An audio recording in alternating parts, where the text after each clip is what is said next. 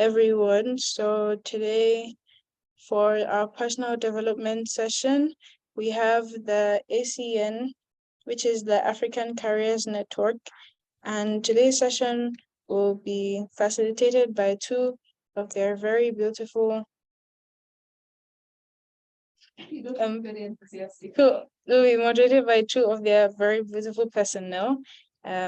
So Mary Kenny and Tasimba. So Tasimba Andrew is a Zimbabwean year 2 student at the African Leadership Academy, and he's an African Careers Network peer coach. Tasimba is passionate about the intersection of performing arts, mental health, and social justice. Post high school, he intends to study psychology, African studies, and theater, and he loves music, movies, and board games. Then Mary Kenny, she's a Kenyan year 2 at the African Leadership Academy as well. She is currently working as an African Careers Network peer coach. And ACN, in short, is a program that promotes career development among ALA students. Outside of this, she enjoys music and watching plays and intends to study political science and go into research on decolonizing the African identity. So they can take over right now. Hi, everyone. So nice to see you. My name is Kenny, and then Tasimba will introduce yourself. Hello, you guys. I'm Tasimba, as you have heard. I'm from Zimbabwe.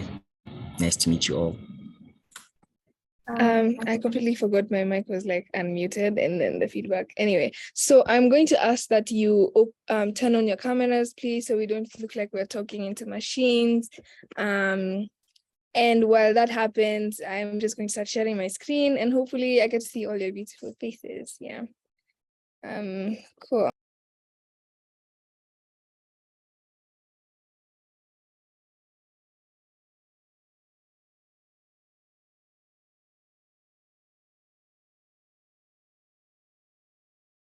Okay, can everyone see my screen? Please send me a thumbs up reaction or something if you can see my screen. Okay, cool. Oh yeah, cool. Also, please give me a thumbs up if your cameras are not on. I see you guys. I'm going to wait. Please, or if you can't have your cameras on, please send me a private message as to why. But anyway, so this session is going to be about developing your value proposition and how to articulate your purpose. Specifically, we're going to be focusing on how to give elevator pitches and how to give effective introductions about ourselves. So if you ever find yourself in a situation where you have to talk about who you are in a room full of people, what do you say and how do you say it, essentially? Also, yeah, okay, so we are going to define what purpose means. So I understand that this kind of question is often like something very big and arduous to answer, especially because we're at an age where we're all interested in a lot of things and can be passionate about a lot of things as well. So hopefully from this session, you'll be able to understand how to present your passions and interests in a room full of people, and as well as outline what your purpose is. So as we're going through this session, I'd like you guys to think critically about what you think your purpose is. If you have very many purposes, that's totally fine, but I need you to put one on the back seat so that you can be using it in like the examples that we give and how you can use it in your life, in your introductions and your pitches. Yeah, so now we're going to go into an icebreaker. We're at 0 degrees Celsius. It's so cold. Okay, so the icebreaker is write down one quality of yourself which starts with a letter present in your name in the chat. So my name, for example, okay, so a quality of yourself could be, if your name is Chris, you could say comedic because, you know, maybe you're funny. My name is Kenny. Okay, my first name is Mary. I could say I'm amiable, which means like I'm nice. I think I'm very nice. And the letter in my name is an A, so I could write that down in the chat. So think about a quality that you have, which starts with any letter of your name. So I might just start giving ideas right now. Tasimba could say he's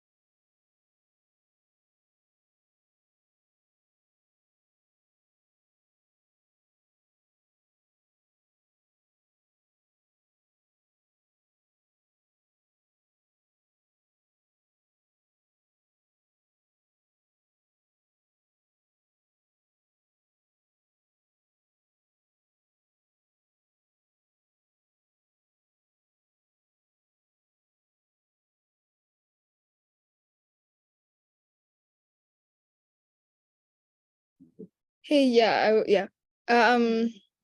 Thanks, Amani, for that. I did notice I was muted. I was just trying to like gossip in the backseat. No, I'm joking. Sorry, I didn't actually know I was muted. So I love to see, the qualities within the chat. Dawit says he is dedicated for Dawit. Amazing. Amani says she's ambitious, lovely. My Bongo says they are adventurers. I love to see that we love adventurous people. Tasimba says he's tenacious, and that's amazing. Resilience for the win. Richard says they're brave for their name Bondisia. It was hard to find. Yeah, Jumana says she's jovial. That's lovely. I can see that. Thank you for turning your camera on. Ferris says faithful. Yeah, I'm still waiting to see, what other people have to say. David, Ahmed, Abdulrahman. Please feel your definitions in the chat. Yeah.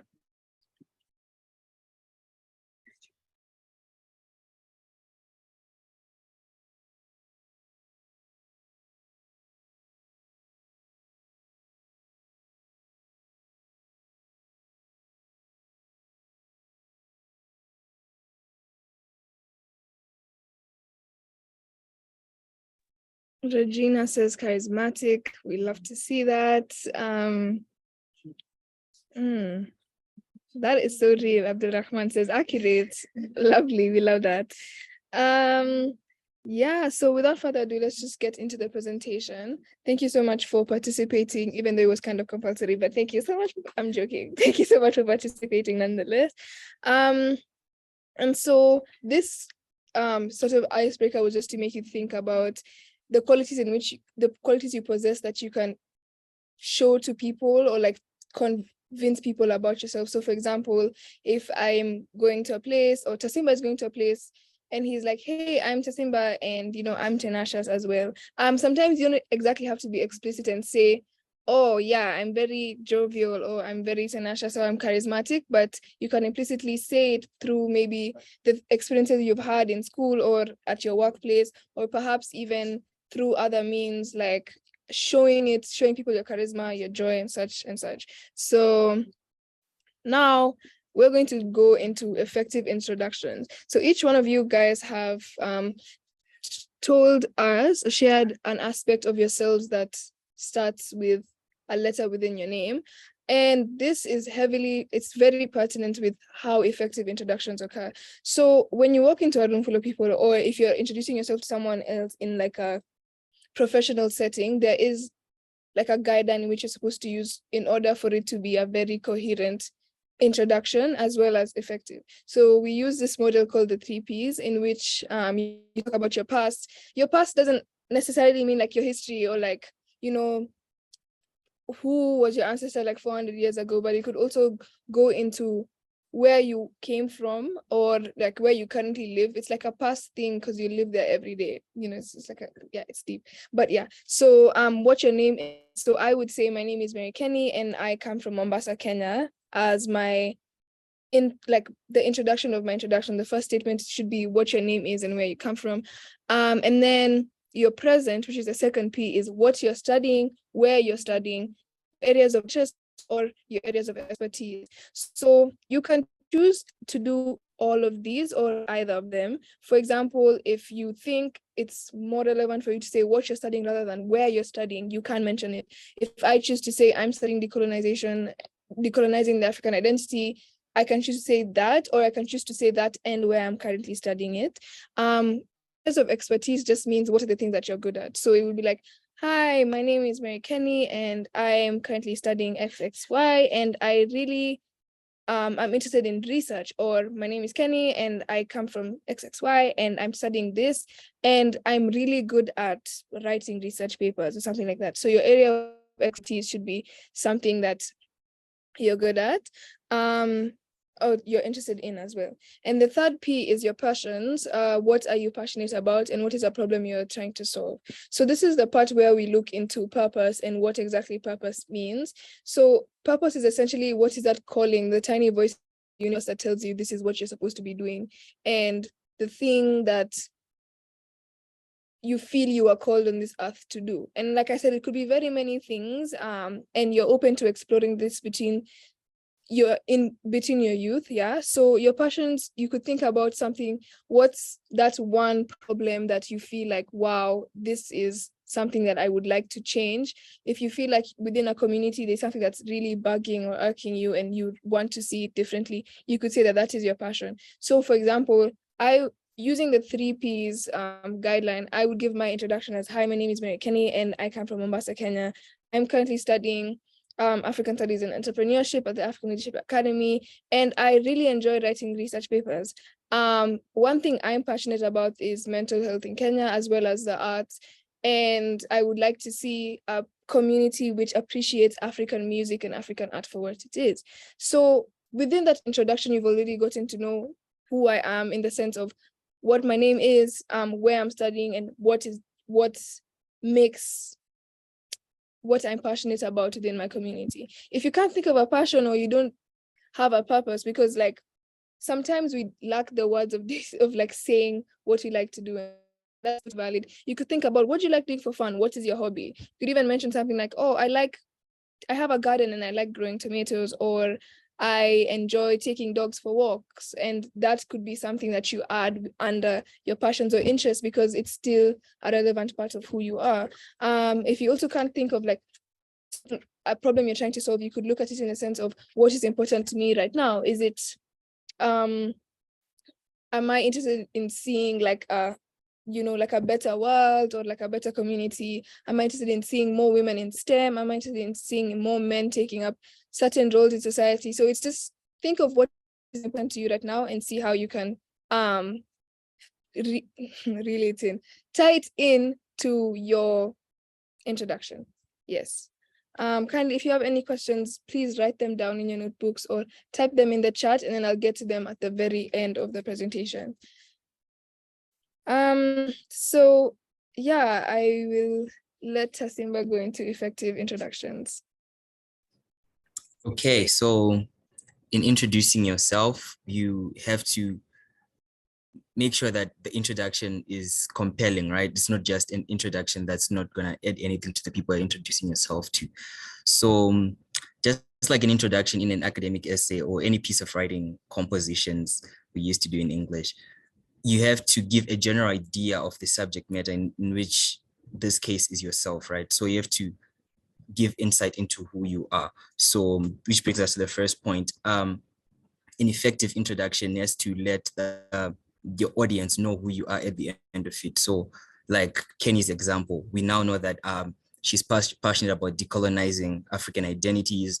She's interested in music and how African music should be more appreciated on the continent and beyond, right?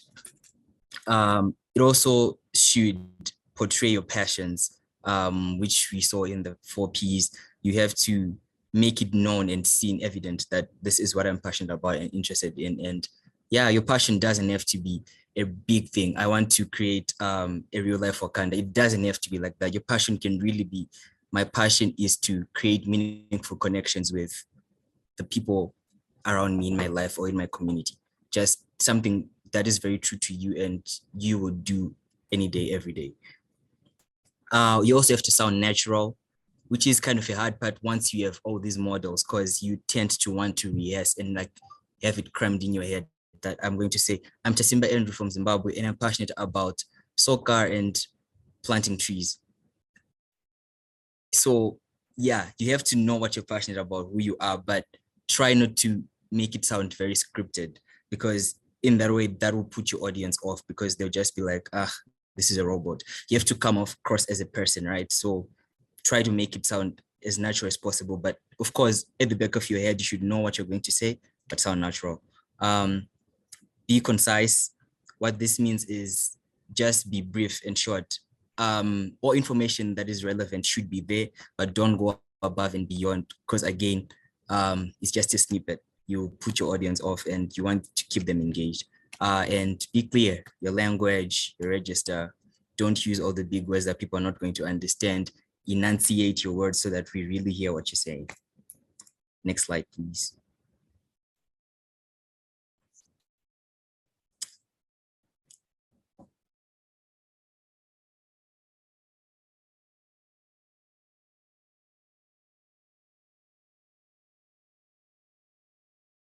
Okay, so I will be taking you guys through what an elevator pitch is.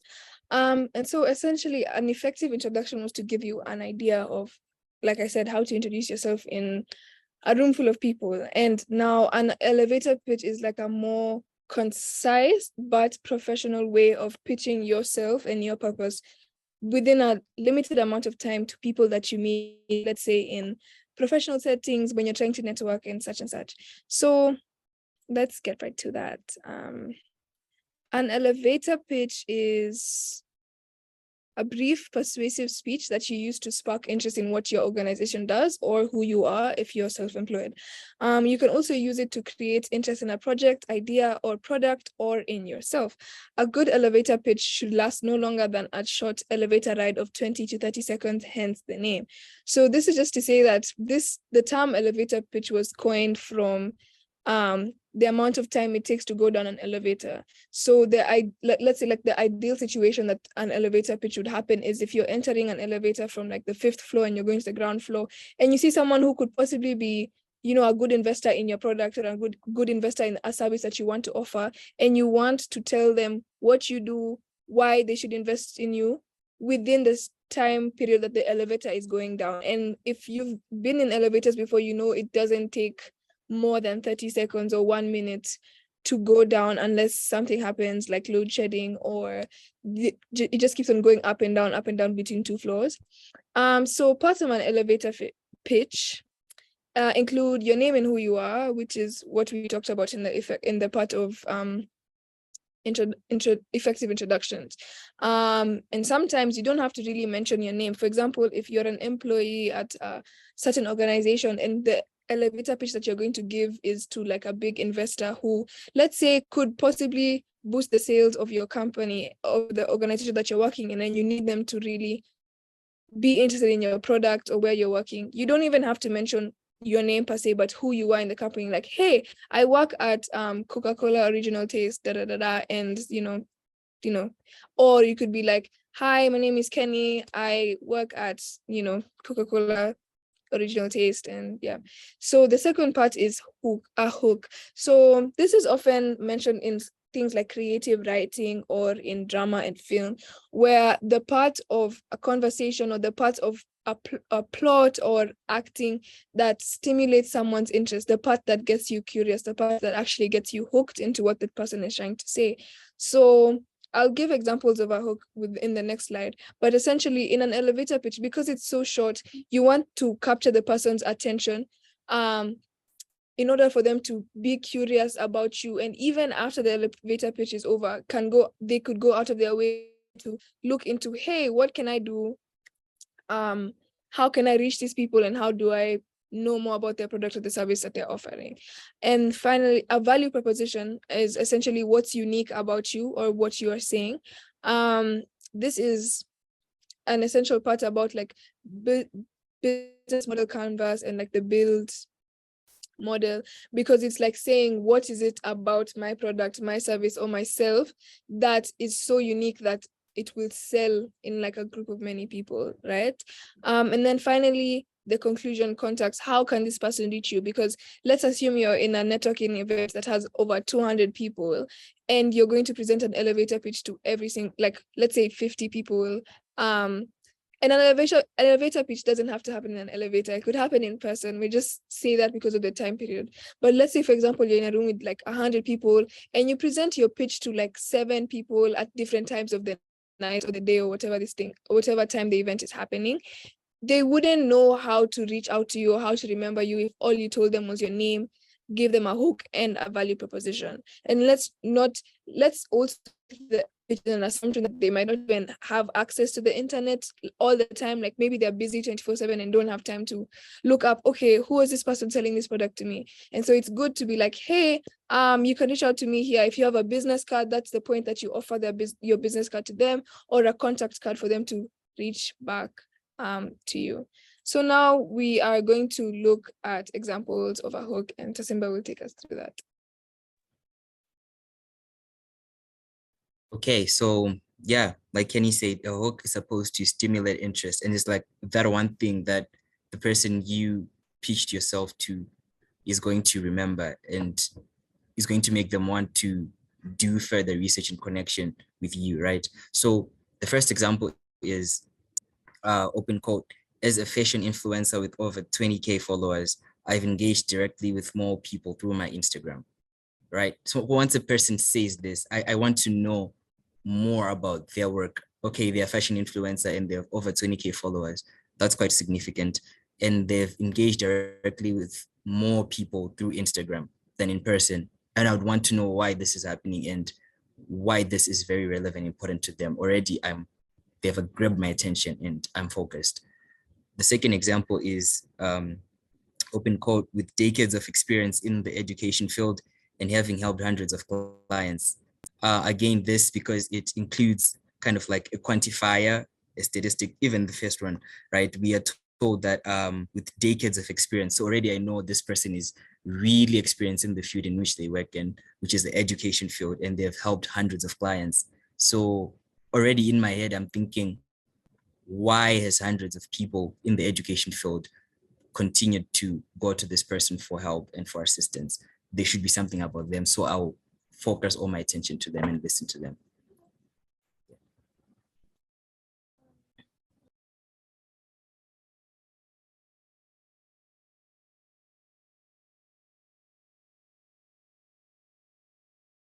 Sorry, tech. Okay, so now we're going to talk about clarity. And towards the end of this presentation, you'll be able to piece all these things together so that it would be, you know, like a large model of how to present yourself in professional settings and also how to do elevator pitches. And if we have time towards the end, we'll also practice among ourselves.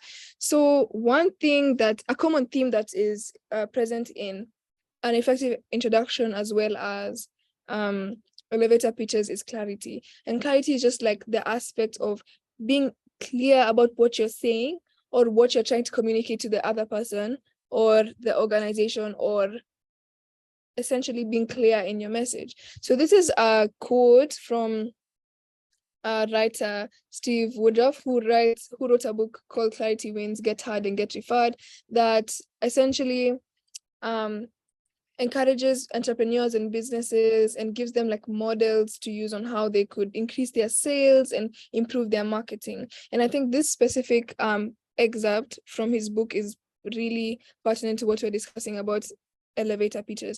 And he says that clarity is that 20/20 focus that cuts through the fog and lets you stand out from the noise. Clarity fuels effective marketing and selling. And so this is just to say that clarity is the very clear vision in times when things are hazy, and it gives a drive. It really just makes effective marketing and selling. It makes or breaks it. And so when you're giving your elevator pitch or when you're giving your introduction, you want it to be effective by being clear in what you're saying. You don't want to be rambling and just being like, oh, my name's Kenny, this is an elevator pitch, yeah, I'm trying to sell this. But you also want the person to be able to understand what you're saying and what is comprehension without clarity, yeah?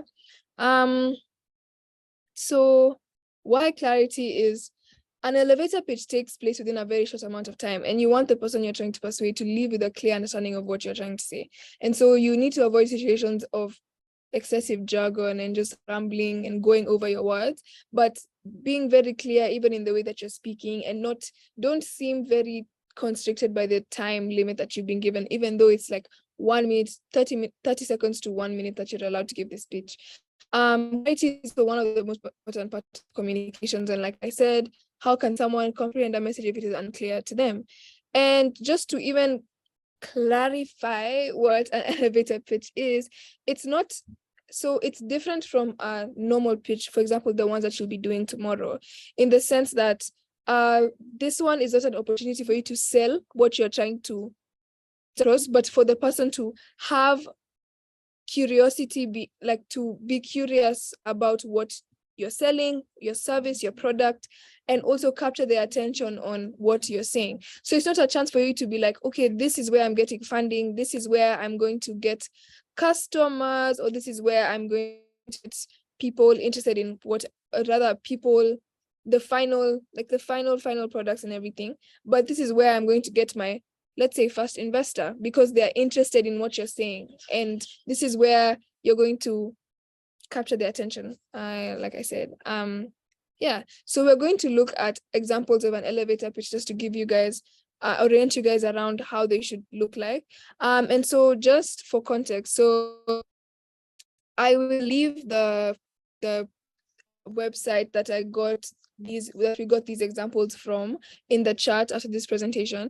But they were essentially, most of these people are workers for a company called Answer ASAP, that sort of like makes things easier around sales and reports in corporate. So that's the context behind their product. But I'd like you guys to notice how they are using hooks and using hooks and their value proposition as well. So Tasimba will take it. Okay, first example, I'm gonna read it out. Has your boss ever asked you to whip up a quick report before the end of the day? You say yes with a sinking heart because you know it'll be the opposite of quick. The founders of my company, Answer ASAP, constantly dealt with this problem in their roles as marketing executives. So they created a tool that puts all your data in one place and creates a unique report within 30 seconds or less.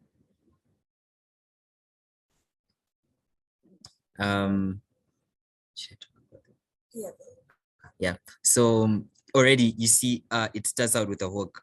Has your boss ever asked you to whip up a quick report before the end of the day?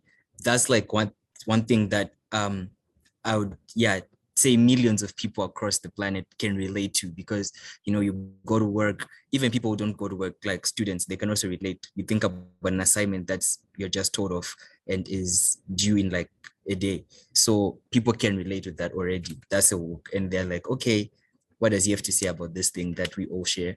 Then he goes on, like it's kind of like an extension of the hook. You say yes with a sinking heart because you know it'll be the opposite of quick. And then he says the founders of my company, Answer ASAP. So I already know also like where he's from. He's from a company called Answer ASAP.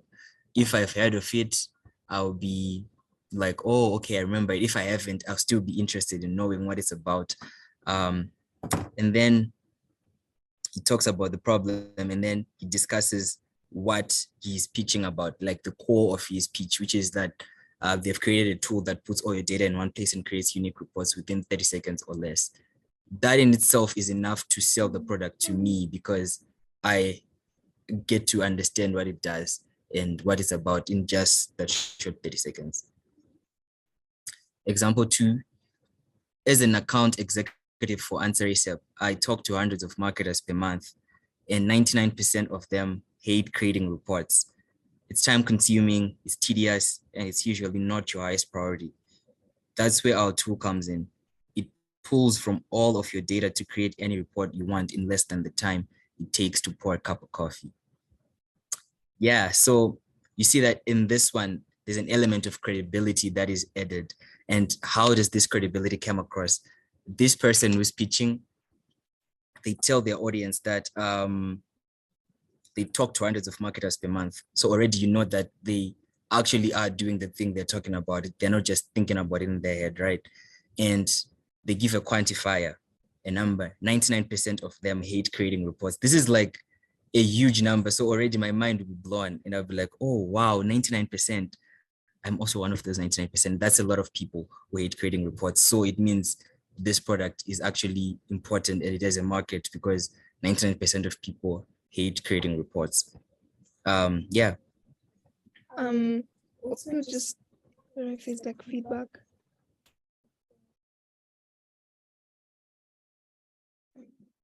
Also, just to add on the point of credibility, because this person mentioned they're an account executive, they establish themselves as someone who has thorough knowledge of the subject matter, which is the hundreds of marketers who hate creating reports. So even within your elevator pitches, so these different examples range on the different kinds of elevator pitches that exist. And even within the link that I'm going to share with you guys, you'll see how different kinds of pitches have different appeals. So someone will focus on a hook. Oh, hey, you hate hiking? I hate hiking too. I have a plane that takes you to the top of mountains. Another one focuses on, hey, I'm a worker and I really hate doing this thing. And in me establishing myself as a worker for a specific company, I am establishing my credibility. While other pitches look into like emotional appeals, like a pitch, let's say to someone who hates doing reports, will have, if I go there and I say, I hate doing reports so much, and this is what I came up with as a solution to the tedious work, I'm creating an emotional appeal to them because I understand they also relate to that situation, and therefore they can be able to buy into my solution that I'm giving them as well. And I think this is evident in the third example, where they talk about, when I started my career in marketing, I thought I would be making a difference in my organization right away. But as the junior member of the team, all the reporting and administrative tasks were pushed onto me. I was spending so much time creating reports for key stakeholders that could have been diverted to more important revenue generating activities.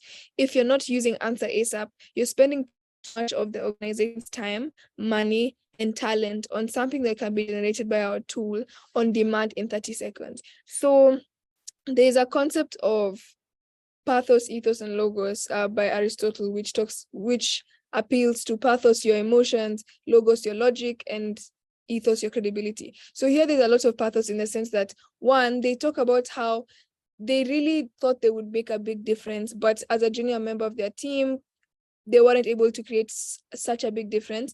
And they even go ahead to talk about how so much time was spent into creating reports for key stakeholders that could have been diverted to more important revenue generating activities. So in them establishing, one, their expectations when coming into their job and their disappointment, and how they weren't able to, save their world, they weren't able to make a difference in the organization, we immediately have some sort of sympathy towards them. And that is the emotional appeal. If you look at it closely, like even that kind of sympathy hooks our interest. It sparks curiosity because it's like, oh, I'm so sorry this happened. But I'm interested in knowing how you fix this. And by them offering us a solution on how they fix it, I'd be like, okay, yeah, maybe if I'm a wallowing intern in an organization that always makes me do all the work, then I am going to buy into what this person is saying. So elevator pitches essentially have different sorts of appeals and different ways of getting your message across. And these are just 3 examples on how you could do that. So where we can use elevator pitches: networking events, conferences, career fairs, such Zoom meetings where, you've been given a, let's say, 1-minute slot to talk about something. Let's say maybe it's a interactive meeting with different people from across the continent on careers, and it's a Zoom meeting and you've just raised your hand, you want to say something.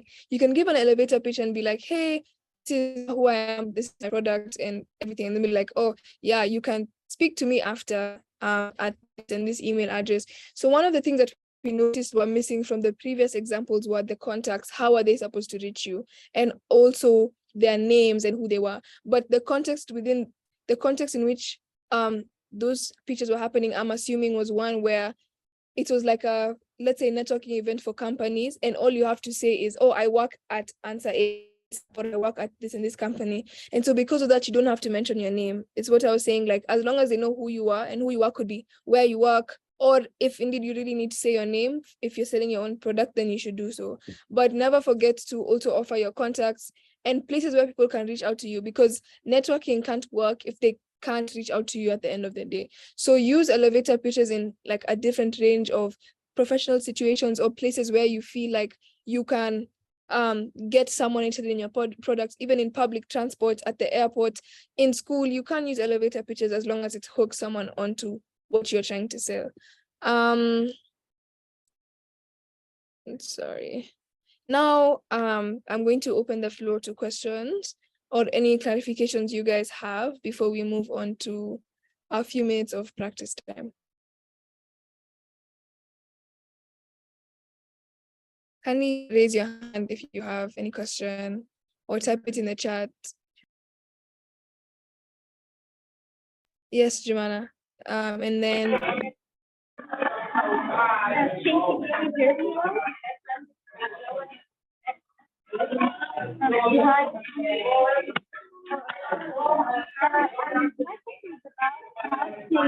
make a difference between hook and make the presentation clear. And sometimes when I'm trying to do the presentation, I try to do a clue, like when I'm giving myself, I'm doing a clue and then reacting to the introduction of myself. So sometimes I think this way would be fast for me in the introduction. So I just wanted to make it clear, and at the same time, how to make it possible for audience to get their attention.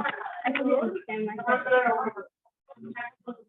so just send me a thumbs up if I answered your question correctly.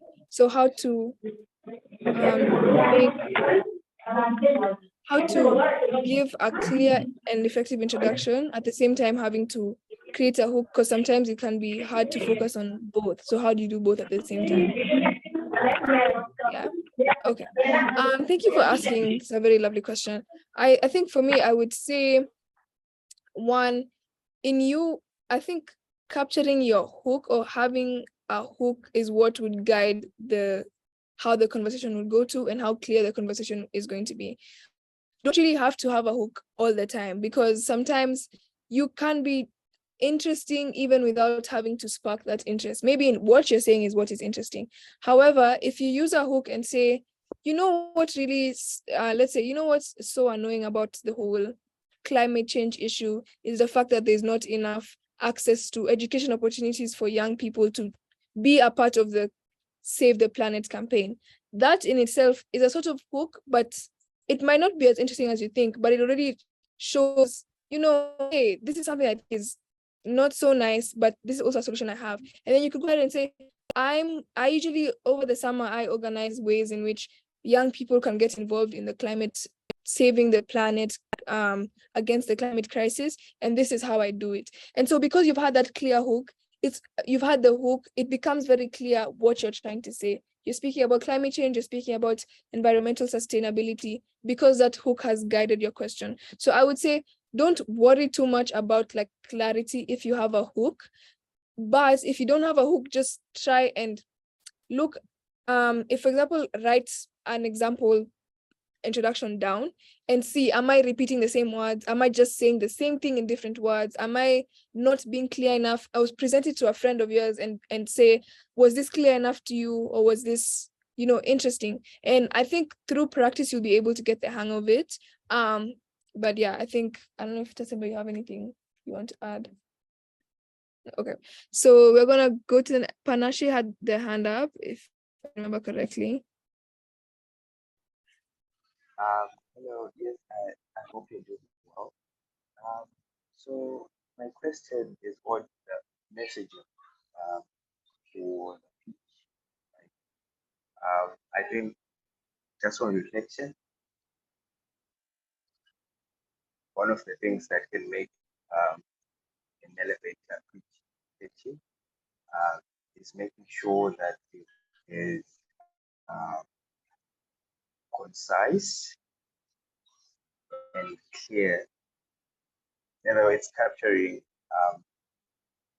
what's the person you're hoping to connect with, capturing what they're going to get out of the connection that you're hoping to forge, right? So my question is, what can you change in a networking scenario? I think this is probably one of the things that you might have to include in the pitch. So let's say you don't really have, this is the second question. Let's say you don't have the technical expertise, right? How do you capture the value that your brand has to offer? The first question, thank you. The first question, what kind of value can you exchange in a networking connection?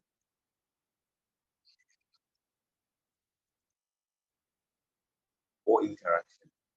Then the second question, how do you capture the value that you can offer?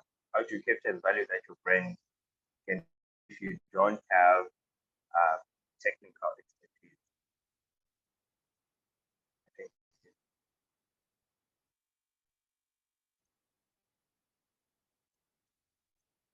Okay, I think I can answer. I'm just going to ask you to type your first question in the chat because I still couldn't hear what you said, but also send me a thumbs up if this is your question, but it was along the lines of what parts of the value do you explore? And I initially hear that part well, so just type it in the chat. Then in the meantime, Tasimba can answer the second part of your question because it was a bit more clear with the audio. Yeah. Okay, so if I heard you correctly, you said how do you articulate the value of your brand in your pitch if you don't have any technical expertise, right? Okay, yeah. So you don't always have to use ethos or credibility in terms of the skills that you have to market your brand. I can say I am marketing, this is going to be very wild, a juice that if you drink it, you blast off to Mars, right? I don't have any experience in making the juice or in making rockets that go to Mars, but what I can use still to market the value of the brand is what makes the brand unique. Is the only juice in the world that can make you go to Mars after you drink it, and it has been proven by whatever, if you have any evidence of it to back it up. There are 3 people who have already drank it, and they were on BBC last night talking about their experiences about the brand, or just something unique about it. It might not necessarily have to relate to your skills, but the brand itself and why people should buy into it. Yeah. I think in regards to your first question, I'm still kind of waiting for it in the chat. But once it arrives, I'll answer that. But to add on what Tasimba said as well, if you lack or if you think you lack the technical expertise, because sometimes I do understand as entrepreneurs, we tend to also be very insecure about our services and our products in the large pool of our competitors and other people.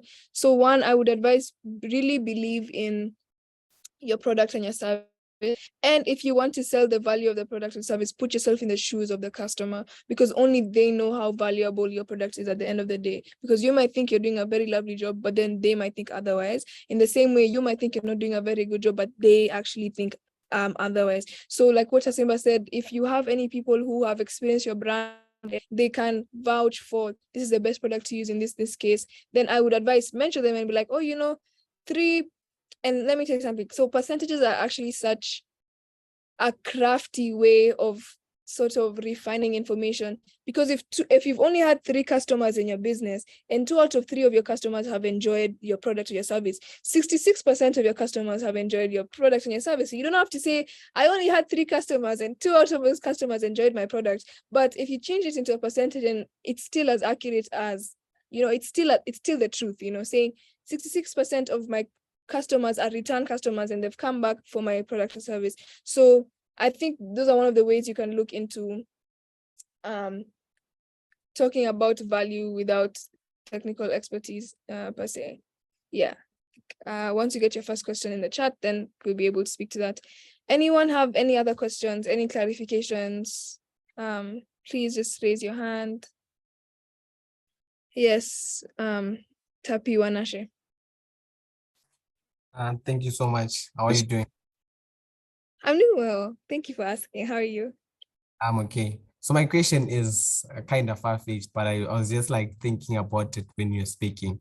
So like, how do you do an elevator pitch with someone that you do not have a common ground with in terms of language? Let's say I speak Sotho and another person is maybe interested with what I do and wants to give me an elevator pitch. Other person doesn't speak Sotho. Where do we start from? Thank you. That's a very lovely question. I'm going to let my lovely partner Tasimba answer that. Can you just put me on blast? Yeah. I know language is like a very big barrier, and yeah. Oh, okay. I'm gonna take a moment to actually think about it because I hadn't thought about it before. But yeah. Okay.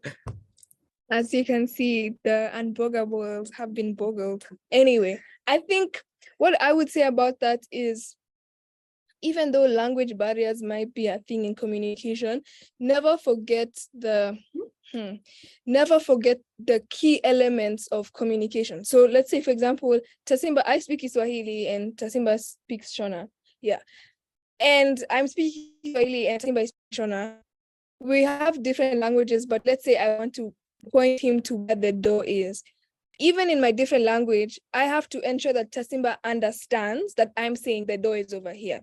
So in the same way, in an elevator pitch, there are very key elements that you're supposed to make sure you touch on, whether it is you'll speak different languages or whether you'll gesticulate or whether you'll draw images to, let's say, or show examples of how those things are at work. So I would say in an elevator pitch, who you are. So for example, you're selling yourself, you're the product you're selling. Who you are is going to be very important. What is it that you're like passionate about, or why is it that you're speaking to this specific person at this specific time? And then finally, a contact, how they're able to reach out to you. Those are the key elements of an elevator pitch, even if there's a language barrier. But even like, let's say the person speaks Sotho and you speak another language.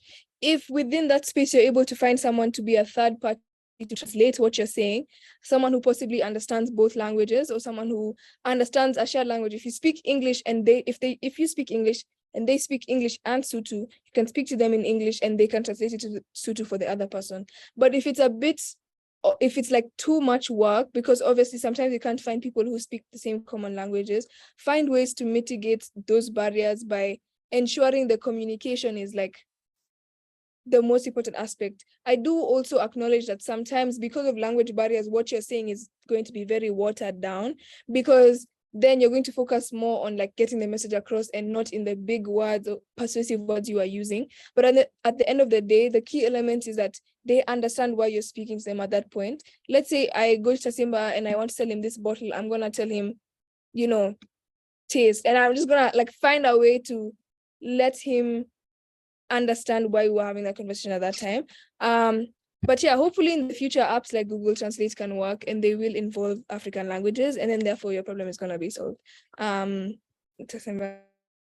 Yeah, and just, I'm affirming everything that Kenny said, but I think, like actually last week, Kenny and I were in the Eastern Cape, and English is not like a language that they speak very much there. So, but we still managed to communicate with the people, even though they spoke a different language to ours. And I discovered then that human connections and human beings will always find a way to connect, even if you don't speak the same language. So yeah, like Kenny said, use gestures, try to just get the key points of what you're saying across, and that's where the contacts come into place. Make sure that you leave them your contact details so that they can get in touch. And I believe that way they would be able to translate the message or whatever it is that you're telling them. Yeah.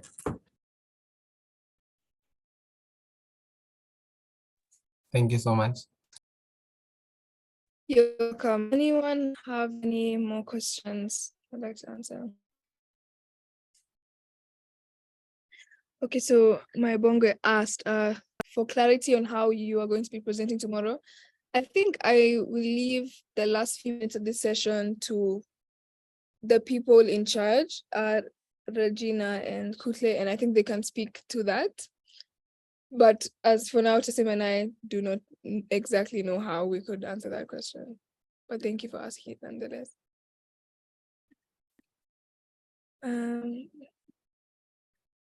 Okay. Cool.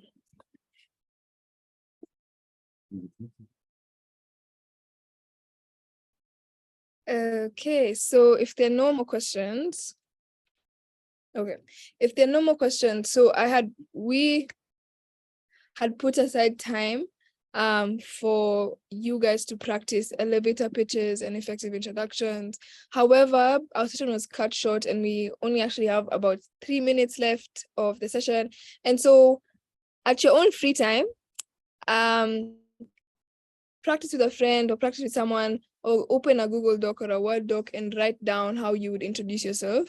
Sometimes it's good to just have a template that you would interchangeably use, whether it is you changing your passions and interests depending on the people or the audience, for you to sell yourself more. But yeah, beyond that, thank you so much for being attentive. Thank you so much to everyone who turned on their cameras and for participating in the game in the chat. Panashe, I'm not sure if you're still going to ask your first question again. Sorry. Thank you so much for engaging me. Tasimba was able to respond to all the questions I had when he responded. So I thought that it would be beneficial. Okay, thank you so much. Thank you. Yeah. Thank you so much. Anytime. Tapio Nashe, yeah. Mine is an ask. So like I joined the session late, right? So I'm kindly asking for the presentation, if that's okay with you. Or like sending you the slides. Yes. Okay, I guess we can, as long as you don't plagiarize and like build a presentation and then sell tickets to join your presentation. We need 70% of the profit. But yeah, we'll send them to you. So now I'm just going to leave my email address in the chat if anyone needs, and Tasimba will leave his if you would like to reach out to us. This is our student email addresses. So .org. And then I'm also going to leave the site where I got the elevator pitch examples for you guys to just look into that. But otherwise, yeah, we hope you're doing amazing and you're enjoying your safe experiences. And before you leave the session, kindly fill the survey. Regina is like crying and she's like, everyone should fill the survey. I'm joking, I'm lying. Okay.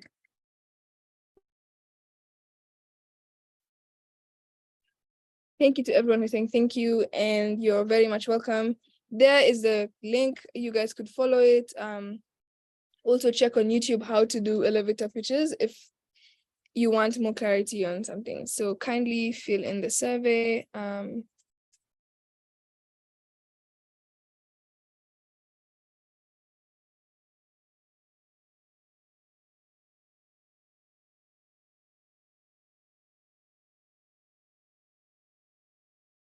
So kindly fill the form. Regina just sent it. And then once you do that, you are free to leave. Thank you for joining. Have a good rest of your day, wherever you are.